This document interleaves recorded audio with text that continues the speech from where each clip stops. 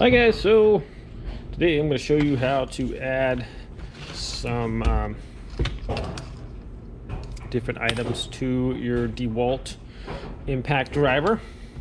So basically, if you want something on there, they all have pretty much this particular, what's called like a chuck or something like that. But anyways, to add it to your, make it sure it sticks in there, you can just push it in like that, but that's not going to hold it. You can still drive it like that, but it can fall out. So if you push it in, get it there, and now it has this front part, you push that forward and you push that in the rest of the way and then let go of that and it locks it in place.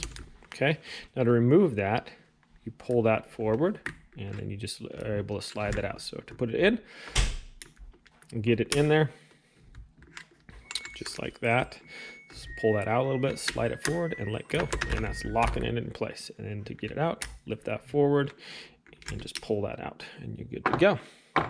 So that's how you add different tools to your impact driver, and thanks for watching.